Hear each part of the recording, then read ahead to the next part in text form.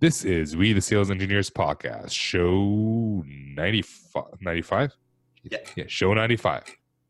Welcome to We the SEs podcast, the show for sales engineers by sales engineers with your host, Ramsey Marjaba. What's going on, Benny? This is the intro. I just started recording. I didn't tell you because I like to surprise you. Got the sun in my face. It's all right. Yeah, I'm doing well this morning. It's right. Where are you? Over in Albuquerque, New Mexico. It's a good day out here today. Nice. So, are you there for demos, work, or fun? Yep. So got a couple of calls here, got a couple of meetings here tomorrow, and then heading off to Irvine, California after that for 3 more meetings for the rest of the week. And for me, my most important meeting is just going to be with the sun because we don't have those types of meetings up back home right now. Nice. So, are the meetings qualified, or are you just showing up? I certainly hope so. I certainly hope so. They're always qualified. I'm working with some of the more experienced reps on these ones. So, yeah. And you're doing demos. Do you do the technical discovery for demos, or does somebody else do it for you? So sometimes it's done for me. Sometimes most of the time it's done for me. Sometimes I do get involved for the more complicated ones. Things when RFIs and RFQs are involved, that's when I'll get involved. But we have a pretty simple solution in many respects. So typically the salesperson is able to do some initial qualification, and then the qualification that I require for 90% of the calls I get on, I'm able to do just on the phone before I actually demonstrate. Nice. So the reason I'm asking all this is because today's guest is Chris White. He is an SE leader. He's also an author. He'll introduce himself a little bit later. But bottom line, he wrote a book called The 6 Habits of Highly Effective Sales Engineers, which is the topic of this interview. And one of the things that he was talking about is like probing or doing discoveries. And he mentioned, like, for me personally, I will never do a demo if I didn't do the discovery.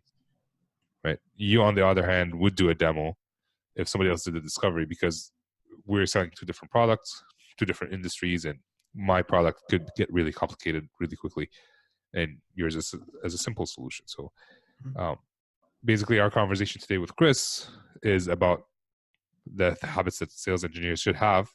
It's not set in stone, but there are very good guidelines for sales engineers, in my humble opinion, which, if you know me, it's not always that humble. No, I'll definitely read it, or I'll double up on that statement there. Yeah, I would say anybody that's either just beginning their journey as an SE, all the way to those that are experienced themselves and maybe sales leaders themselves. Take notes on this particular show. There's a lot of really good tidbits in there, and a lot of things that'll kind of get you on the path to being better, or otherwise to help those beneath you get better by allowing you to coach them with a certain framework in mind. I love that he loved our last podcast, 10 things to say and not to say. Yeah, that was interesting. So, all right, today's episode is show 95. So all the show notes will be on show 95, including links to the book. I'm not affiliated with Chris as of this recording. Things might change at some point in the future, because he does have a course, an online course based on the book, which I'm reading it, and I think it's very useful for anyone who's starting their career as a sales engineer, especially early on. So I would recommend you at least read the book and make your decision based on that. It's $9 Canadian for the Kindle version, which is like $50 US. And anything else you want to say before we jump into the show? Nope. I'm looking forward to reading the book myself, and hope you all enjoy the show. All right, let's jump in. Good morning, Chris. Welcome to the show. Morning, Ramsey. Thanks so much for having me. It is our pleasure. So all 3 of us here, for those listening, it's myself, Benny, and you, Chris, our guest of honor for today. And as usual, I'd like to ask you to introduce yourself for the folks listening. Yeah, happy to do so. Again, my name's Chris White, and amongst other things, I'm an author. I published a book called The 6 Habits of Highly Effective Sales Engineers last year. I run an online training business or website called demodoctor.com. And in my day job, I actually run a sales engineer team for a small software company down in the Atlanta, Georgia area. And personally, I'm based in the DC area, Washington, DC area. So so that's sort of me at the 50,000 foot level. Right. So you run you have a full-time job, you have another full-time job, and then you wrote a book. Well, so it sounds like a lot. Yes, I have a Yes. full-time day. I have a full-time day job, and I'm, like probably many of the people who are listening to these podcasts, I'm still out in the field selling software and working closely with sales folks and a team of really product managers that serve as sales engineers on our team. And yes, my website it works full-time. I don't work full-time on demodoctor.com. But yeah, I sell, there's online training available, and I've got, quite a few people who have now signed up for the training. And the book is an interesting story, just a short plug for my coach. So, I worked with a gentleman, named John Estrella, and he's a coach that helps people write and publish books.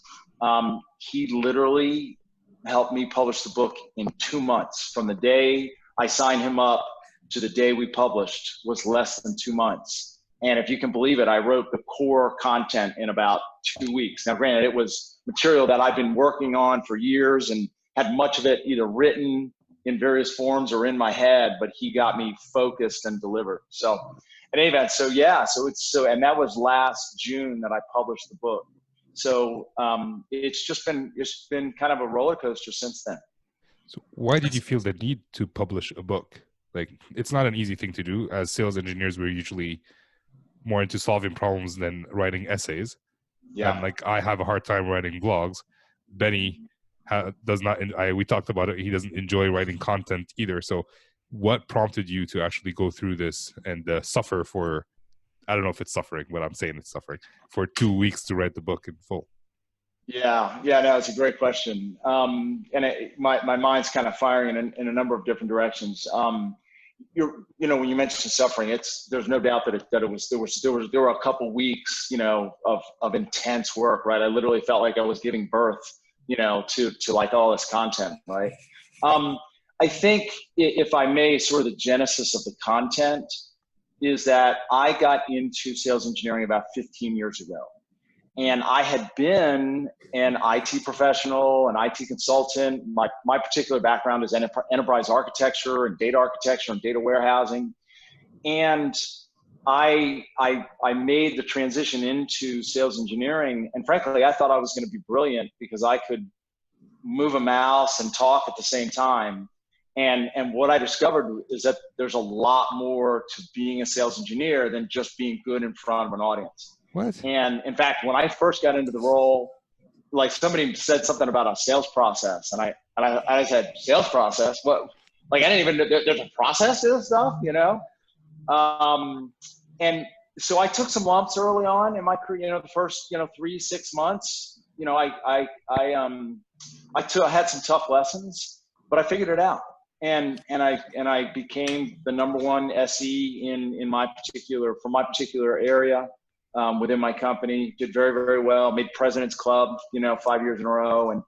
And then I switched jobs and I took over a team of pre and post sales consultants. And what I discovered very quickly was that they were making a lot of mistakes that I had made when I had first gotten into the job, or into the role. But there was really no training available in the space. So I put together some training for my team, and that was about 10 years ago. And that material is what has evolved over the years into what was published as the book last year. So I'll pause there. That at least kind of gives you the motivation behind the content. Yeah. Right. Very cool. So you said something that was pretty interesting there that I'm sure is a pretty common maybe misconception around SEs, particularly new ones, this idea of, hey, I could do a presentation in front of an audience and move a mouse and speak to it well. What else do I need to do? But you mentioned process is something in particular that was a big aha moment for you. Do you mind maybe going into a little bit more detail there as to what it was about the sales process and maybe the pipeline that made you rethink what it was to be a good SE? Yeah. And great question, Ben. So, and by the way, I listened to your, the 10 things not to say. So I understand that great question is sensitive. So by the way, I have a section in my book that talks about that very thing. So I can't wait till you guys get to have it 5 in the book. but I'm actually going to take just a half a step back to answer your question in two ways. First of all, it hit me most, and I talk about this in the book. In fact, I think, Ramzi, you probably read this because it's in, I think, the prelude. When I first got the job, I had the opportunity to speak at a user event. And I got up there for about 20 minutes and I was on fire, guys. Like, I was moving the mouse and I was on the roll. And I found myself in the elevator with the at the time, kind of the sales manager of the group. And without giving you the whole story, he basically said, I don't think anybody in that room had any idea what you were talking about. And it floored me. And what I realized was that, and I think you talked about this in one of your recent podcasts, we have to understand that they don't know what we're talking about necessarily, right? And our job is not necessarily to show up and just be the expert all the time. Sometimes it is, right? But many times it's not. So anyway, so that was a big part of it. But the second, and this is probably the bigger thing, one of the mistakes that I made early on, it's really a mindset. And I see this with a lot of sales engineers. We fundamentally don't think of ourselves in sales. Like, when we first get into this job, we still think of ourselves as the technical people. And the biggest aha moment, the first aha moment, is that we're in sales. And when I realized that, it changed the way I approach the job. And so now, to get to your sales process question, once you get that mindset right, that we're in sales, okay, now we have to start asking ourselves, what exactly does that mean, right? And it begins by understanding the customer's objectives, problems, right, requirements. Instead of making it about us, we have to make it about them, right? That's the foundation. Again, let me pause. Does that resonate then? It's very much so. Yeah, no, that's such great advice. And the whole idea too of, I think, Ramzi, you mentioned this idea of it's not their job to understand, but rather our job to teach or speak to whatever we're speaking about in a way that the audience understands it. And so taking that into perspective and recognizing that, the people you're going to speak to at one point in the sales cycle they're going to look for something entirely different than people at the further end of the sales cycle are all extremely true and are things that all SCs need to consider. And so, yeah, no, the idea that we're salespeople, it's definitely taken me a little bit of a shift as well. But I mean, it is half of our titles, so it's a big part of what we do. So yeah, no, that was excellent. Thank you. So I did want to ask, I want to go and talk about some of the other mistakes you see SEs do today. But before that, I want to check, you mentioned that part of our job is sales, but most SEs get into sales engineering or solution engineering, but they don't want to do the sales part. Right. And they don't want to do, they hate the selling. They don't like salespeople. They work with salespeople and they don't like them. Used car salesman, whatever, vacuum cleaner salesman. So how do you get over the hump of thinking that sales is bad? Because without sales, all the products that we make are useless because we can't sell them. Yeah. Ramzi, I think you said a couple of really important things there. There's two things that really jumped out in the context of your question. First is just the relationship with our sales counterparts. I think it's one of the most difficult and also one of the most important relationships, certainly in sale and software sales and for software companies. And I talk about this in my book. Obviously, you've read this. The first habit. The first habit is to partner with your sales counterparts. And the reality is we are just wired differently. We engineers and salespeople, and I've actually done a lot of research and study on this. We have different tendencies. We have different natural capabilities, and we're just wired differently. And so there's gonna be, there's the potential for conflict sort of out of the gate. Right. Yep. So that's number one is I think we have to recognize that we're just different, and it takes work. It takes effort to build that partnership, and it's a give and take. Right. And you're right. A lot of us, we don't want to think of ourselves as, quote, the used car salesperson, and we don't like that sales thing. And I talk about this in the book, but when I think of my role in sales, yes, I'm in sales, but I'm responsible for getting the technical win. I'm responsible for getting the customer to say yes to our solution our software, our approach, our people, et cetera, right? That's my job. And to present the technical evidence and details and information necessary to help them make a good decision or the right decision, right? And to support my salesperson. At the same token, our sales counterparts, they own the opportunity, they own the account, right? And they ultimately have kind of the final word, and they're ultimately responsible for the revenue, right? If we're not hitting our numbers, right? If the deal doesn't close, whose head is it? It's not generally it's not our head, yeah. right? Like the salesperson's ultimately on the line, but we have such an important role. And to me, it's and again, I talked about this in the book. I like to say sales is a team sport, just like basketball is a team sport, just like hockey is a team sport, right? And we have a role to play, and we need to recognize our part in that role. Again, I'll pause. Did that answer your question? Yeah, definitely answers my question. Everything you said resonated with me. And yes, you've written. So I have to mention that I've I've read almost half of the book that you wrote. Yeah. And I told you before the call, I'm going to repeat it so the people listening can know. I pretty much agree with everything you wrote so far. Yeah. Because I've been through a lot of the things that you were mentioning. And before we get into the book, or we could do it two ways. We can either talk about the mistakes you've seen, and we can talk about the context of the habit that would fix that, or we can talk about the mistakes and then talk about the habits, whichever way you prefer. Yeah. I mean, I'm happy to talk a little bit more about some of the mistakes that I see. We've talked about just the mindset, having the right mindset, that we are part of a sales team. I think another mistake that we tend to make, and I know you guys have talked about this a little bit, is I know when I first got in the job, I approached each demo and each customer very much the same, because I was primarily focused on me and what I was talking about and what I was going to deliver. So I didn't necessarily need to know anything. And what I discovered very quickly is getting some information up front and customizing either the demo or the message unique to their situation was the best way to go, right? Right. Another mistake that I started making, once I realized that, was I started, in some cases, over preparing. So I would spend days, late nights, preparing for what ultimately was a 45-minute demo. And then, so first of all, what am I doing? I'm burning out. My kids are wondering, why is dad still in the office, right? But more importantly, I'm showing up with so much to say, right, that I'm trying to squeeze in more than we really have time for. And it's almost more than the customer can handle or the prospect can handle, right? So anyway, so I think that's another mistake.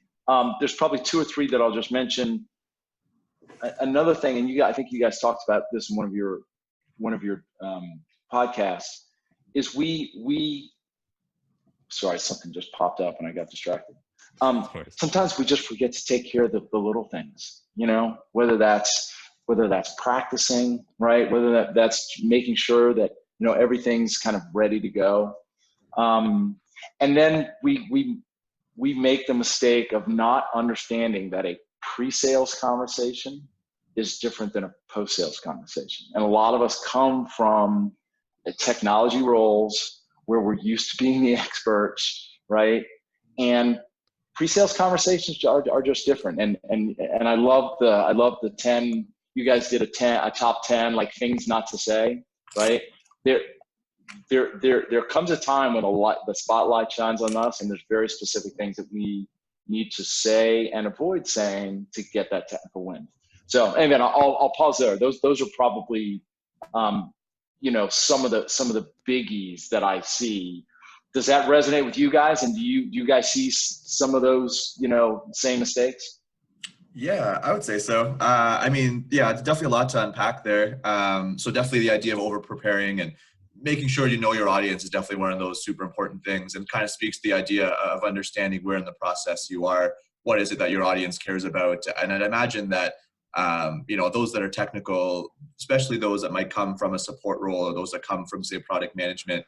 You love the product. You've been in it, like, kind of in and out forever, and there's so many cool things you want to show, but not always is your audience going to be as enthusiastic about everything, or even time constraints might not give you the opportunity to speak to things as you should. So yeah, really just summarizing things or explaining to as deep a level as you need to, given your audience, is extremely important. And in the end, will save you more time for other things that you like to do, because you're not spending so much time preparing. And then also something else you mentioned about not forgetting the little things. Yeah, I would say that, and maybe Ramsey, you probably have experienced this quite a bit. As you get more experience, I know in my short time, as I've become more experienced, I tend to forget about practicing for one particular module of the entire system that we don't use too often. And all of a sudden, somebody asks about it, you might be caught off guard. So yeah, not forgetting what those is extremely important. Just keeping yourself sharp in any regard, in any vocation, is super important. So that could not resonate more strongly. I want to add something about forgetting the little things. You get so confident in your knowledge sometimes. It's happened to me where I got so confident in my knowledge that sometimes I think I don't need to ask the customer that simple question, which could actually point me in the right direction of what they want to do, because I have the experience. I already know what they want, so let me just come in and show them what they want. Right. Versus, what do you guys want? What do you need? So yeah, no, that's a big thing that you just mentioned there. Well, and I love what two things you guys, each of you said. Benny, you said, we fall so in love with our products. You know what I mean? And one of my favorite sayings is, "He who buys a shovel doesn't want a shovel. He wants a hole. But he doesn't want a hole. He wants a fence, or he wants a tree. But he doesn't want a fence and he doesn't want a tree. He wants privacy, or he wants fruit," right? But we get so in love with our shiny shovels, right, that we just want to talk about our wonderful shovel. And we forget that they don't care about the shovel, right? What they care about is what they're trying to accomplish. Let's just show them how we're going to get them there, right? Now you have my business, right? That's a great analogy. Yeah, That's awesome.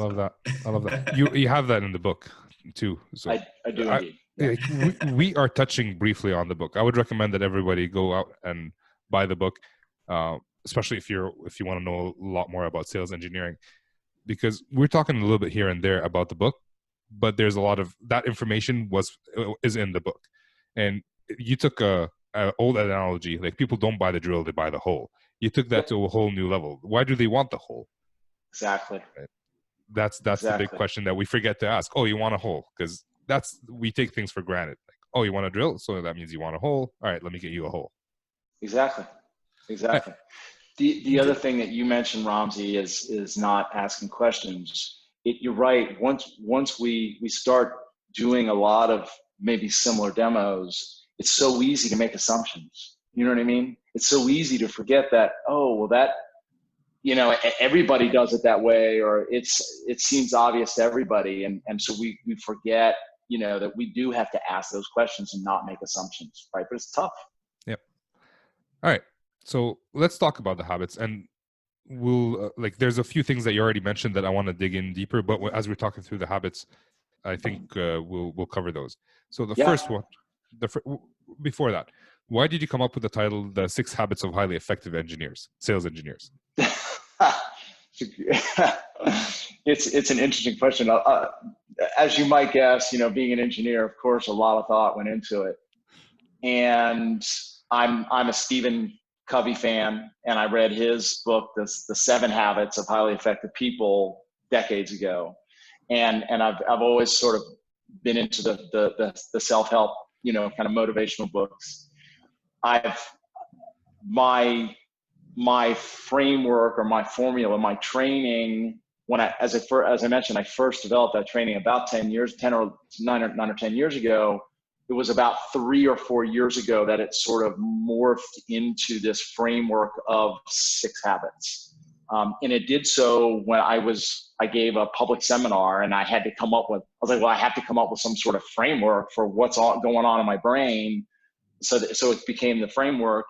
And I struggled for a long time with what to call it. And it finally just sort of evolved into, you know what, I think these are 6 habits that people, because they're not really, you know, what do you call them? They're not really skills per se. So anyway, so it just evolved to that. And I thought it was a catchy name. So that's sort of how it evolved. So I like it. I really like it. Drew me when I first saw it. Well, and that's the hope, is that it's catchy and if I'll just take a half step back. Here's what I love about it. And on the Amazon reviews, somebody wrote this, and at first it might almost sound like it wasn't a great review, but it actually was exactly what I want. And what the gentleman wrote, I'm assuming it's a guy, although I don't know, is there's nothing in the book that's rocket science, but to get everybody on the same page with a simple and easy to use and remember framework is priceless. And that's really, to me, the beauty and the power of the framework is just that. There's 6 things to remember. It's easy to quantify and apply. And so to me, that's the strength. Like let's not overcomplicate this. Let's simplify it as much as we can. Perfect. All right, let's go through them. So what is the number 1 habit for sales? So habit number 1, as I mentioned, is to partner with your sales counterpart, because sales is a team sport. And it's just recognizing first that we are in sales, and recognizing that this is a partnership that takes work, and we have different roles to play. And there's some very specific things that we need to do to be good partners. And there's also things that we should expect from our sales counterparts that I think sometimes we, you know, the 2 biggest mistakes I see are either we become roadblocks, right? And nobody wants to deal with you because you're so difficult, or we become doormats and we just get walked on, right? I think, Benny, you were saying that you, in one of your podcasts, you were saying that you went to a kickoff and you're being dragged into demos, you know, and it's like, you know, there's a fine line, like, hey, I'm here to help, but I'm not like going to jump every time you say jump just because you're the salesperson and I'm the engineer, right? So it's a give and take. That's true. I'd also even maybe touch on something that you mentioned earlier there, Chris, around the fact that we're wired a little bit differently, the salespeople and people who are more on the technical side. And something that I found to be really helpful, and maybe this isn't applicable to every sales engineer, solutions engineer, and their AE and that whole relationship and dynamic, but find some commonality between yourself and your sales rep or your account executive. It doesn't have to be everything. Like, you don't have to go out drinking with them every night. You don't have to go party with them all the time. But even if you went out a couple of times, or if you just chatted with them, you might find that you have something in common. And once you find that, you know, you have something in common, whether it be an interest over a TV show, a video game, something that's out there, a shared experience, whatever it may be, that dynamic between you professionally, when your personal connection is that much stronger, is something that's bolstered that much more. So try to make an effort to try to find a personal connection with your account executive. And that's something that I found to be very effective in this whole partnering with them. Great advice. I may add that to the 2nd edition. Can I use that and put it in the 2nd edition? I'll give you credit, of course. Yeah, that's great. That's really good. You talked to an expert SE, Benny Kanungo, the author of, and this is what he said. So, like, that's what so you have a bunch of insights there where you've talked to like several experts in sales engineering, and yeah, Benny's one of them now, I guess. That's great. I'm not jealous at all. That's great. If let's talk about brand new SEs. How can they develop the knowledge of when to say yes and when to say no? Because when I first started, yes, that was my default answer, right? Yeah. And, you know, it took me a while to figure out that no is actually a good answer sometimes as well. So how do people figure that out early on in their career? Yeah, it's an interesting question. The shortest version is you've got to earn it to a certain degree. Okay. And the way you earn it is out in the field in front of customers. I don't know any salesperson who doesn't absolutely adore the sales engineers that help them close business. And they, once they get good sales engineers or align with good sales engineers, they take care of them. And that's when you can really build that relationship. I'm inspired to share the story with you. When I first joined the company, that I joined, it was a company called Telelogic at the time.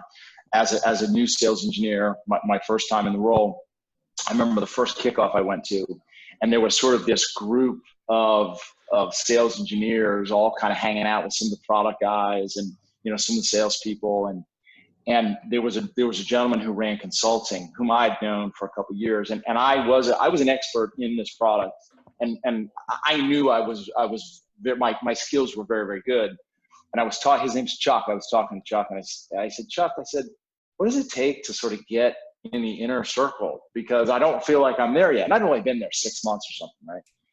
And he said, he looked at me. He's from New York. He just looked at me square and he said, "You got to earn it, Chris." And I was like, darn, I will, but that was great advice, right? You gotta earn it. Yeah. So you do the things that you don't want to do initially, so you gain the influence to be able to guide them better. Yeah. Right. Okay. When you're given the opportunity, and that's why whether it's my book or any other book, right, or any other content, your content, new sales engineers, they need to learn and study, and they need to, as best as they can, develop the skills in front of a customer. And once you develop the skills in front of a customer, then you'll be able to better negotiate and work with your sales counterparts. All right. Unrelated question. A brand new SE, should they focus on increasing their technical knowledge, their people knowledge, or their sales knowledge, if they will have to focus on one? I'm gonna say probably in reverse order, but to me, sales and people are almost the same. Okay. I might put people first, sales second, and technical for sure third. Okay. So, right. And by the way, I'll say it depends, right? It depends on if you're a new sales engineer who doesn't have the technical skills, then to me, technical skills are like they're table stakes, right? That's like the foundation. But some SEs move into that role and they may not have the technical skills. So certainly those have to be there. But if you come from a technical background, I'd work on the people and the sales skills. Nice. No, I couldn't agree more. So yeah, that resonates strongly with me, coming not from the sales side, not coming from the technical side. Having to learn the technical side was a big first step, without a doubt. And then I guess for those that need to learn more about the sales side, and I guess anybody could fall into this boat, a very common skill that they need to learn, a habit even, is this idea of being able to probe well. Do you want to maybe talk about why is it that probing is so important for sales engineering? Yeah. So it's interesting. This tends to be a bit of a lightning rod of a conversation, because some organizations that I've worked with, they don't want to get their sales engineers involved in discovery, and they want the salespeople to do all the discovery. And then in other organizations, it's an absolute requirement. So what the best thing I could do is talk about my experience. And what I learned very, very early in my SE career is that when I first started, the salesperson would come to me, tell me what the customer was looking for, what the scenario was, and to a certain degree, it was my ego saying, "I got it, right? That's all I need to hear. I'm good." And I've got enough ego and enough confidence to just go in and talk to anybody and shift on the fly. But what I discovered is I found myself, with my pants down a couple times, unprepared, didn't know what they were looking for. I'd spend 30 minutes talking about something and it really wasn't in line with what they were trying to do. And so I got to the point where the sales folks that I worked with, I said, it's better for all of us, customer included, if I actually speak to them before I go in to do the demo. And when I was selling enterprise architecture products, I mean, they were broad and did a lot of different things. And so demos would go in very different directions. I typically needed a week, a week out to hear what they were trying to do to give me time to prepare. And it just got to the point where I had a rule. If you want me to come in and do a demo, a significant demo, I need time to do a technical discovery call and probe into. Now, the other mistake is that we get into technical discovery and then we hear one or two things that we can do, and then we jump into solution mode, or we jump into solving mode, right? And we don't stay in technical discovery mode, right? We need to stay in technical discovery mode, but that was how I operated, and I understand there's some exceptions, and I understand for some solutions, some software platforms may be a little bit more straightforward, and it it doesn't justify having a technical discovery, but from my experience, if I'm the person, and by the way, we could do an entire podcast just on the discovery process, but that's my experience, Benny. Does that resonate with you? Yeah, that's great. The idea of keeping discovery in discovery is such a cool idea, such a cool concept, but it makes perfect sense. I mean, why jump the gun? Give yourself some time to process everything you've heard before moving on. So yeah, that's excellent. Thank you. Incidentally, if I may, I recognize that one of the things that we get pushback from the salespeople sometimes, our sales counterparts, because in their mind, two things. They are thinking, well, this may delay the process, right? Because we're adding a step potentially. Or they don't want their prospects to be answering maybe some of the same questions that they've already answered, right? Which is a completely valid point. So one of the things that I'm very clear to tell people is make sure that when you go in to do technical discovery, you've already done your homework. You know what the customer has already talked with the salesperson about, right? So you're not showing up completely cold as if you don't know who they are, right? So anyway, like I said, I think this is one of the most important aspects of our role. So I could talk about this for an entire podcast. That's fair. It's certainly one of the more nuanced ones, I would say, because you are kind of playing that half role between being the technical expert and also being a salesperson and needing to discover all these things and walking that line to not step on your salesperson's shoes, the delicate balance. And so, well said. Gives a very well said. Or rather, gives a good title potentially for a future show. So indeed, hopefully get you indeed. back. So you went and you probed. That's habit number 2. You got all the information. Yep. Generally speaking, like if the account manager has a problem with you actually going to do a technical discovery, they're gonna want you to be busy with other things almost the entire time. Habit number 3 on the list here, based on your book, is to prepare. Yeah. How do you prepare? How do you have time to prepare? How do you convince your account manager that you do need to prepare to do a good demo? Yeah. Again, I need to check myself a little bit because I could probably spend 30 minutes talking about preparation. Again, I'll go back to some of the mistakes, frankly, that I made, and I had to check myself. The biggest mistake that I would make is I would focus so much on the content and not as much on the actual story. And this is what I saw so many of the folks that were working for me. They would, whether it's building slides or building some sort of example in the platform or in the tool, and that's what we like doing. We're engineers, right? We like building, we like creating, right? We like playing with the toys. We love our products, as you said, Benny, right? But then we show up for the demo and we just kind of say, so here's what I built, right? Don't you get it? And it's like, no, actually I don't, right? And so we tend to focus more on that and less on the actual story. So my first rule is understanding the difference between demo content and demo story.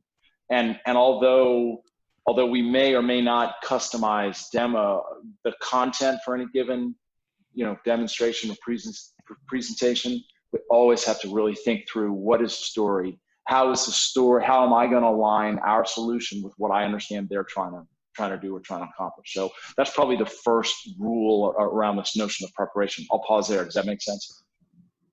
Yeah. Quick story. We just published a podcast where I'm doing a coaching call with a gentleman. So it's out today when we're recording this.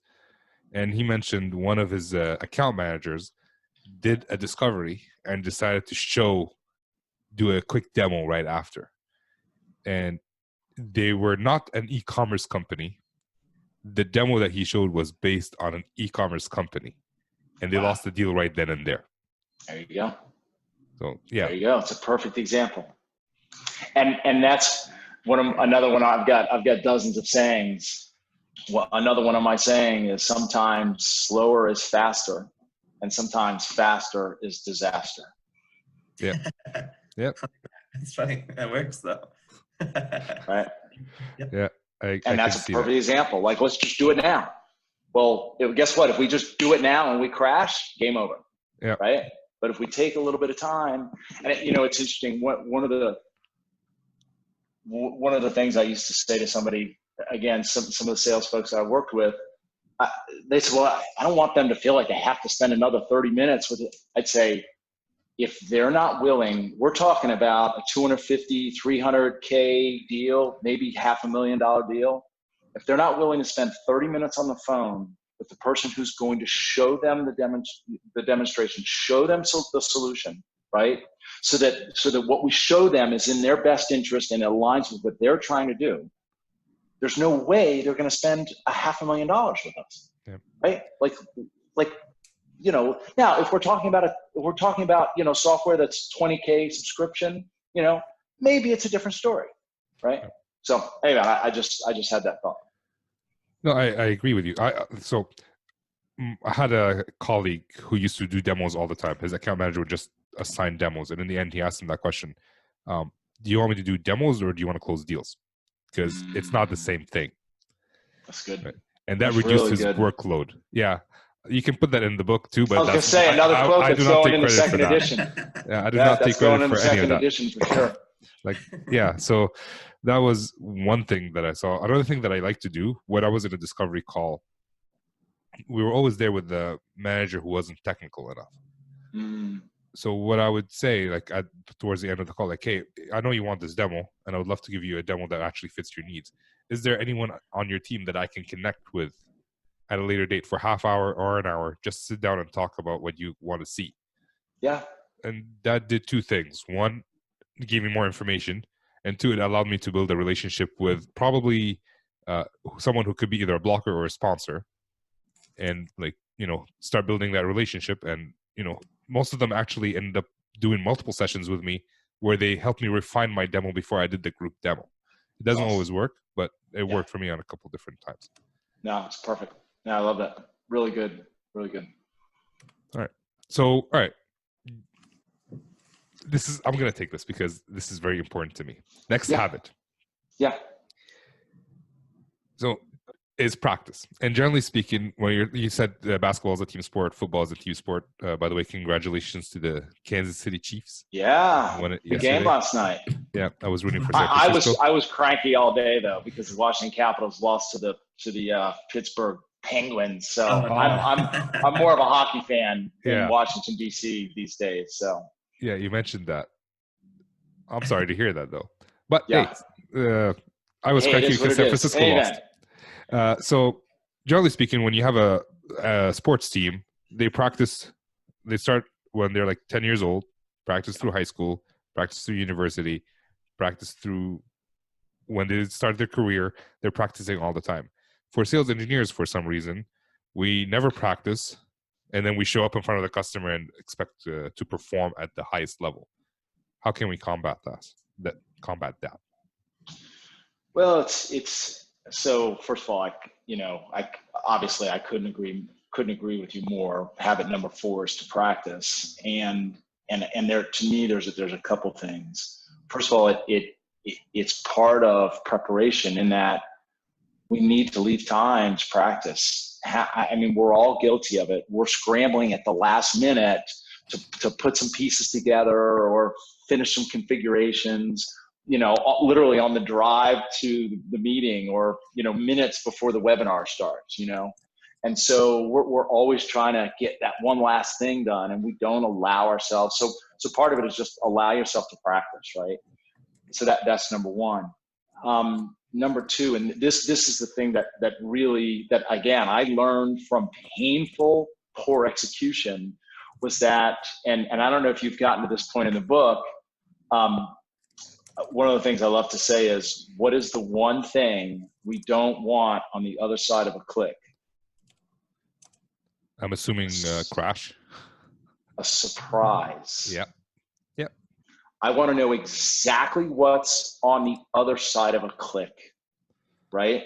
It needs to have, it should do exactly what I expect it to, because if it doesn't, it just throws me off, right? And what I discovered was I'd be making some last minute changes. I wouldn't spot check to make sure everything was working. And then I'd get in front of the customer, click, and it didn't do what it was supposed to. And then I'd realize after the fact, oh, I left off one thing. I could have found that and changed it in 30 seconds. And then the demo would have been, like flawless, right? And I have a whole nother thought on that. But the point is, and this is what I used to tell people, my saying, just click every click. Take 5 or 10 minutes before the demo, the night before, the morning of, and just spot check and just click each one of the key points in your demo. Just click to make sure everything, because what happens? It's a different server, it's a different version, it's a different set of data, right? It's something that works 100 times out of 100, you get in front of a customer, it doesn't work, right? And it's because something somewhere has changed. Maybe it's a slower internet speed or whatever. So your question, Ramsey, is how do we get people to do it? I think it's one of two things. Either you force yourself, you acknowledge the importance and you bake time into the schedule and into the plan, or you learn the hard way and you fail in front of a customer enough times to go, okay, I'm not going to let that happen again, right? So, and maybe it's a little bit of both, right? Because we start to get comfortable again, and then we show up, and then we have to okay. So those are my thoughts. My experience with that is that most SEs want to prepare. The problem is if the account manager sees that they're doing something that's not at the customer site or not customer related or whatever, it is not actively with customer at this moment, the response is go visit that customer, go see that, go do this, instead of taking time to prepare. Yeah. And what are your suggestions to where, this goes back to the habit number 1. What do you suggest that we do at that point? Yeah, that's a good question. So I was going to say is each of the habits really go back to habit number 1. Habit number 1 is really the foundation. And this notion of prepare and practice, it's all about priorities. So, and it's this relationship. So if an account manager says, hey, I need you to go do this, I need you to go do that, if I know that I'm preparing for a big demo that he or she has asked me to get ready for, right? I'm just gonna say, look, you tell me. I mean, I'm preparing for your demo next week, but if I go see this customer, it's going to take time. Now and I supported 4 or 5 salespeople at the same time, right? So where it becomes difficult is I've got one person, I'm working on a demo for one person, another person's asking me to go do something else, right? It becomes a balance, right? So, and by the way, somebody asked me, I get this all the time, do you ever go in and do a demo without preparing or practicing? Yes, of course. Sometimes you have to. But I'll tell the account manager, look, you've given me no time to prepare. I understand that you feel like this is an important opportunity. You've been trying to get time. We finally have time. The best I can do is go in with a canned demo. I'll shift on the fly as much as I can, but know that you're not necessarily getting my best having not prepared or practiced specifically for this group. So I sort of, elaborated on your question a little bit, but does that answer your question? You did. It reminds me of a story where my account manager was asking me to do 16,000 different demos. I only supported 1. So I decided to go write down every single opportunity that I'm working on and the demo and the date or whatever. So I wrote it down all on a whiteboard and I brought him over. It's like, all right, tell me which one of these is the priority. Which one do you want me to focus on? And his response was, they're all the priority. I'm like, no, priority. One priority. Help me out here. If there's one you don't want to lose, which one would it be? Yeah. And then he pointed out the one that he wants the most, which made the most sense. Like I knew that's the one that he wanted. It's the most amount of money. It's the most strategic opportunity. And at that point, like it came from him, right? I didn't tell him I'm going to focus on that one. He told me focus on that one, and that kind of made us both perfect. On the. Yeah. Well, and you took so another P that's not part of the framework, although I thought it is. You took the proactive, approach and brought it to him, right? So it's I don't know if you guys are familiar with the movie Jerry Maguire, but it's a Jerry Maguire movie or Jerry Maguire moment. Help me help you. But he's too young; he doesn't know what we're talking about. Yeah.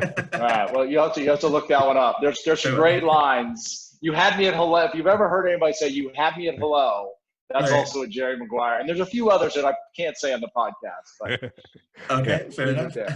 So I added something there. Not so much about the movies, though. I will definitely add them to the list. But to kind of add on to practice, and I guess it kind of touches on the last point as well, which we'll get to. But an old baseball coach used to tell us that practice actually isn't that important or isn't that good to practice, but perfect practice is what you want to do. So you don't want to build up bad habits by practicing the wrong thing necessarily. So be cognizant of the fact that you want to make sure that you're practicing properly. Take the time that you need to learn what you need to express what you want to express properly. The last thing you want is get into a canned spiel where what you're saying is actually terrible or just not a good thing to say. So yeah. Well, and Benny, I think you bring up a really important point. Is there's certain segments that we want to make for absolute certain are on, right? One of the things I like to talk about is the aha moments. Whenever I go into a demo, I want to have like 3 to 5 aha moments. And what is an aha moment? It's that moment in the demo where I'm hoping, expecting the audience is like, wow, like that's what we've been looking for, right? You're the knight in shining armor kind of thing. We want to make sure that those are, but what we don't want to do is we don't want to think of it as if we're preparing for a play, right? Like you don't want your words so scripted out that you can't shift a little bit and make it conversational. You know what I mean? And that's some people go too far. Like with all the habits, I want you guys to imagine a bell curve, right? With all the habits, there's clearly problem space when it's too low, but there's also problem space too high, right? We can over practice and we're so focused on what we are saying that we miss the entire point, which is we need to care about what they want and what they're asking and what they're trying to accomplish. So anyway, when you said that, it inspired that thought. No, I love that. But the idea of the bell curve there, it's a great representation, I think, of how each of these, I guess, speaks to everything in moderation to a degree, but everything could be abused, even good practices and good habits. So no, that's an excellent insight. Yeah, indeed. Nice. All right. So I guess, sorry, go ahead. Go ahead, Benny. I was going to say, so I guess that brings us to the fifth habit there. Once you've done all the practicing, once you've probed, you've got all the questions that you needed to get answered, you need to now perform. Do you want to maybe talk a little bit about why performing is so important? Yeah, absolutely. What I discovered, and again, I mean, everything I talk about today, everything I talk about in my book, it's mostly just a result of mistakes that I've made myself and had to figure out, and then mistakes that I've seen other people make. And what I had to realize, I had to check myself that there's a different way of communicating in a sales conversation, in a pre-sales conversation. And there are just very specific things that we need to do. At some point, the spotlight shines on us. At some point, we are the on stage, the center of the room, and the things that we do or do not say may very well make or break the sale. And we need to acknowledge that. And there's just very specific things. And in most cases, they're simple and the little things. And in other cases, they're very kind of scientifically established and based. But to me, it's just understanding. That's why I like to call it a performance. It's understanding that on some level, it's a performance, right? Part of your job is to get people excited. Part of your job is to get people enthusiastic about the solution, right? Part of the job is to get them to believe that we are here to help you, right? One of my terms is that warm blanket. A lot of times prospects are they're looking for a solution. They're like, man, this is so frustrating for us, right? And if you can show up and kind of wrap them with that warm blanket, like, we understand a lot of the people that we work with have that issue. Of course, it's, there are, it's not always easy. I mean, there's some work involved, but our solution is going to get you there, right? So it's to me, I call it the dance. Sometimes you need to be the smartest person in the room. Sometimes you need to let them be the smartest person in the room, right? Sometimes you need to go deep. Sometimes you need to keep it at a high level. So it's and there's some very specific things and again, I could have written the book just on this one habit. I think I've got like 20 specific tips and techniques on how do we get the technical win? How do we get the people that we're speaking to leaving the room either wanting our solution or wanting to learn more about our solution when we're done? And that's what habit number 5 is, to perform. So generally speaking, what you're saying here, correct me if I'm wrong, basically we have to know our audience so we can tailor our presentation or the way we talk to them based on what they want and need. Correct? That's certainly a part of it. We have to know our audience. We have to know ourselves, and we have to understand. We really have to understand the conversation. I've had a number of people say, Chris, a lot of this is just based on your personality, and you're just naturally good at some of this stuff. And my response to that is yes. But I had to learn. I made a ton of mistakes in this area as well, and I had to learn. For example, one of the things. By the way, I loved your podcast on the 10 things not to say. Like, I love that. Like great question, right?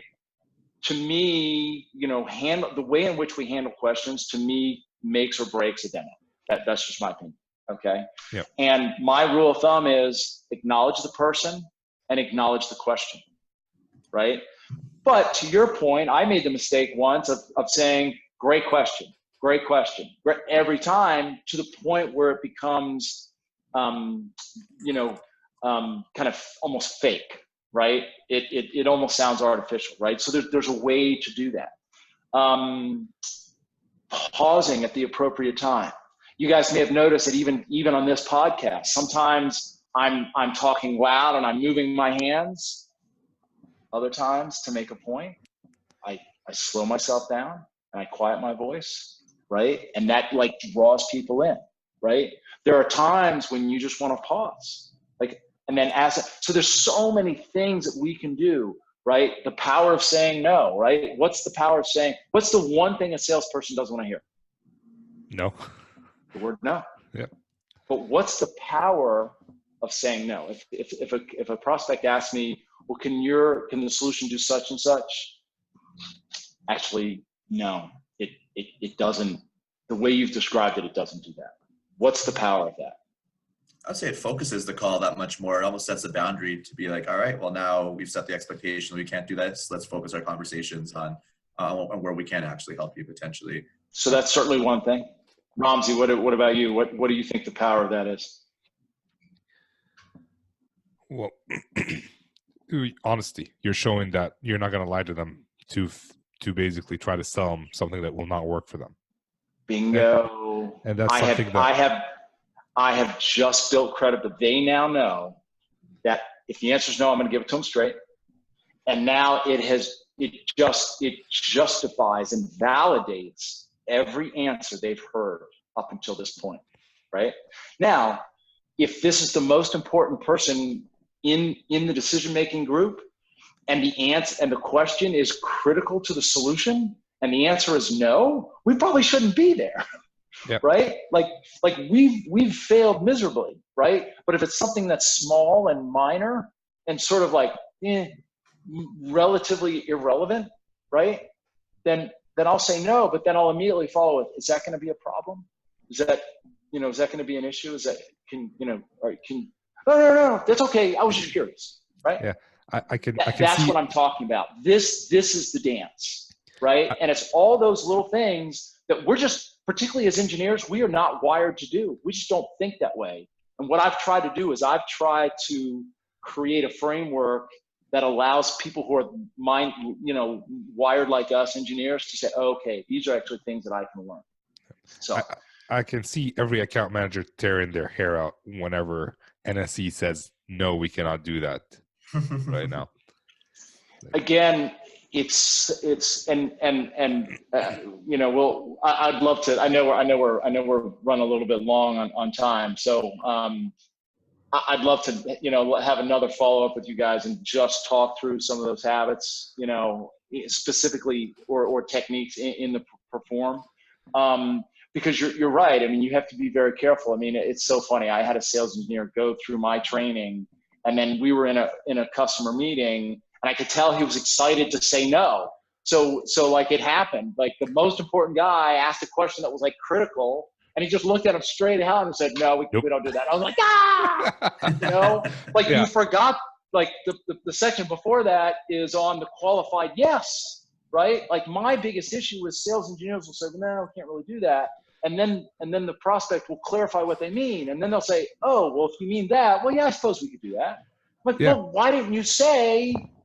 Yes, we can do what you're asking. Maybe not exactly the way you're thinking about it, but absolutely, we can do it. No problem. That's right? actually That's happened the qualified to me. yes. Yeah. So that's happened to me. That's happened to me where a customer sent an email. So I work with a team of SEs. I kind of own the account as the lead SE, and they help me out. So a customer sent a question, and the direct response from one of my SEs was, "Nope." I followed up with, what are you looking to do here? He's like, I'm looking to do this. Oh, yeah, we have this whole other product that we can sell you that can do exactly what you want to do. Exactly. Right?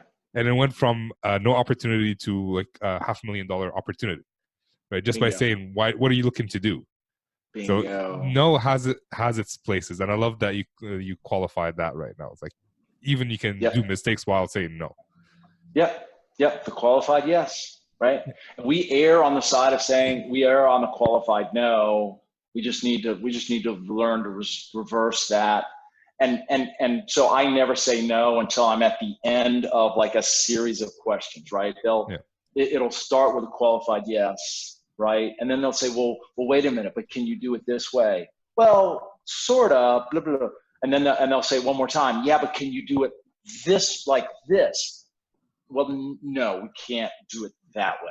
Is that going to be a problem? Yeah, and the question is, no, why as long do as you you can do it, right? Yeah, like why do you want to do it that way? What's the most important thing? Yeah, exactly. So speaking of like you want to come back, I mean, anytime. It's an open invitation. You already have the link to my calendar, so you can schedule whenever you want. I want to do a time check with you. Yeah, I know. I get, as you can tell, I get sort of passionate about this stuff. So, and verbose at times. So I'm good. I'm sure everybody's like getting a lot of value out of it. But like, are we still good to continue right now? Or from a time perspective? If you want to go another, if you want to go another few minutes, I'm fine. All right. Well, let's cover the last one then. Great. Which is perfect, which Benny already mentioned in terms of practice. So what do you mean by perfect, and what are we trying to do here? Yeah, this is another one that can be a bit of a lightning rod or sort of split the room, so to speak, because I've had a number of people, and I'm the first to say, don't let perfection get in the way, or become the enemy of good enough, because one of the things we should not do in preparing for a demo is strive for perfection, because at that point, there's so many things that can happen during a demo, so many questions, different people show up, etc. So I think if you strive to create, quote, the perfect demo before the demo, you're probably burning you probably are burning unnecessary cycles. But after the fact, I use the term perfect in terms of a verb, right? We want to perfect our craft. We want to perfect, and it's really just the principle of continuous learning and having a continuous learning loop. From every demo, what can we learn? If it went great, we can learn, well, what went well and why did it work well. If it didn't go well, we can also learn, where did we fail? Did we fail in front of the customer? Did we fail in our preparation? Did we make certain exceptions? And to me, it comes back to habit number one, the partnership. I love having, particularly when we have to travel and see a customer, I love that time in the car or time in the airport with my sales counterpart to talk about what worked, what didn't, what might we have done differently, right? How could we take what we learn and apply it to maybe some other opportunities we're working on. The other thing that I'll mention, and then I'll pause, is I've been with numerous software companies and companies. In every platform, there's weaknesses. No software is perfect. And we all have what I call that elephant in the room, right? We all have certain things that we fear that the customer's going to ask us, right? And we tend to just keep it buried, right? So one of the things I tell you, like, if there are any questions that are hard to answer, or if there's any weaknesses in the product, like, take time to figure out a workaround or how to address those questions. Talk about it with your sales counterparts, in a proactive manner, so that when it does come around, it does bite you. But like, what I've seen is that there's like recurring issues, or this issue that never gets addressed. So anyway, I'll pause there. Does that make sense? Yeah, it makes sense to me. Basically, I love the fact. So I'm the enemy of perfection, personally. Like, even through university, if I did the math on my exam and I got 90, I know I got 90, I will not work for the extra 10% because it's an A or an A plus, and it was just a waste of time at that point. I don't know if anybody else would agree with me, but that's helped me so much in my career in terms of not wasting extra cycles trying to perfect something. But I love the fact that you're using it as a verb, like after the fact, like basically it's debrief. Figure out what went right, figure out what went wrong, what can you do next time. It won't be perfect. And if you try to make it perfect, you might get stuck in that script where you will not focus on what the customer actually wants versus what, like, having a conversation with the customer. So I agree with that. Well, and like I said, the reason it became a habit, if you will, is I've just seen so many. I've seen so many organizations where they don't seem to learn from each opportunity, and they just sort of keep doing the same thing. And in fact, I'll give a shout out to the gentleman who first hired me at Telelogic. His name was Jim Lee, and he used to say, if ever I was in a demo, if there was a question that I couldn't answer, a question that a customer asked me that I couldn't answer, that night or the next day, I would sit down and figure out a workaround and figure out how to answer that if I ever got that question again. And that's really what that habit is. Perfect. I guess. Perfect. No pun intended. I didn't even think about that, but yeah. Right? Yeah. All right. So these are the 6 habits. And since you would like to come back next time, maybe we'll leave the not so fire round for the next session. Hopefully we'll have time to do the not so fire round then. I want to thank you for your time. Any final thoughts before we end this recording? Just thanks so much for having me, guys. Like I said, I've watched a number of your videos. I think they're great. I think what you guys are trying to do for the profession is super.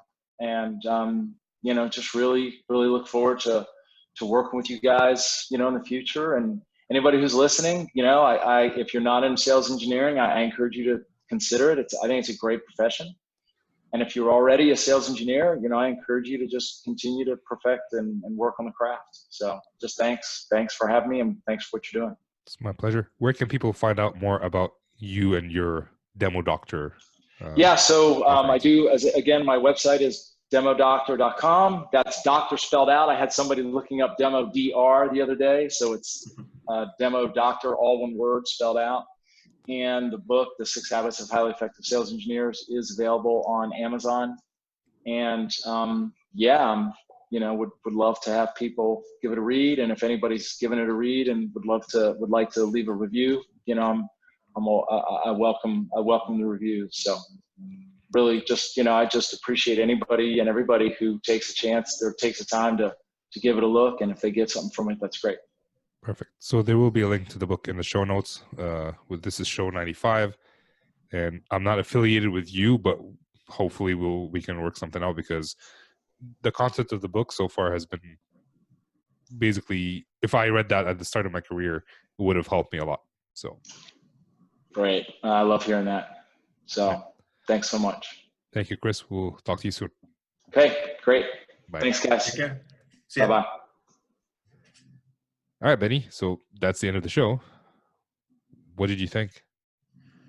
I thought that was great. I know I haven't read the book yet, but I certainly will after this call. I think the insights that he had around the different habits that were described were really great. There was really good context. There were some good stories in there as well.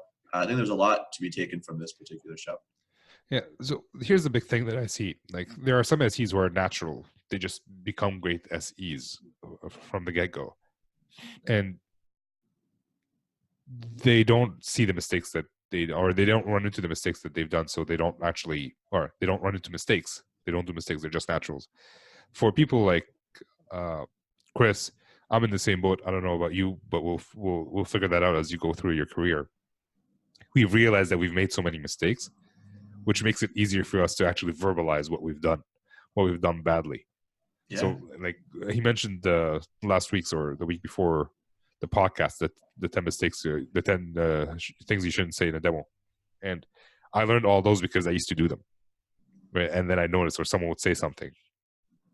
So, like, basically all these habits stem from the mistakes that he's done, which is strange to say after someone who's been there for 15 years, that, he learned a lot through his career based on those mistakes. So do you want to summarize the habits for us? Absolutely, yeah. Well, even just to quickly touch on that last point too, was it Newton that had some sort of a saying around I forget what it was, but something to do with this idea of the only reason why he was able to get so high or achieve so much was by standing on the shoulders of giants. And so for anybody to be able to come in and learn from the mistakes that Chris has made, to learn from the mistakes that you've made, and anybody else as well, is how we become great. And we all can learn from each other. We're all part of this whole shared experience. So so with that, what the 6 habits were for that were summarized today, is this idea to partner with your account executive, partner with those you're going to be working with. The closer you two are, the better relationship you're going to have and the better professional dynamic you're going to have. Next up would be to probe. So make sure you're asking questions, qualifying the demos that you need to ask before you prepare the perfect demonstration, which speaks to the third point very well. Preparation is very important. Practicing your demonstration, practicing what you need to present, and practicing the content that you need to deliver is the next, or is the fourth habit. Once you've done all the preparation, you need to then perform. So that's habit number 5. And then once you've performed, you then need to debrief. So to debrief effectively, we want to be able to perfect things down the line. And retrospect's always 20/20. So perfect everything that you did, and that way your next demo is going to be that much better. Perfect. So this was a long show. I think we can end it here, basically. I hope you guys enjoyed it. Leave a comment, whatever it is that we do on the podcast. Like, I'd love to know what you guys think about these 6 P's, which turns out, so we were just talking about it. We didn't notice that they were P's. So the 6 habits of highly effective sales engineers. Thank you all for listening. This is Ramsey and Benny signing off.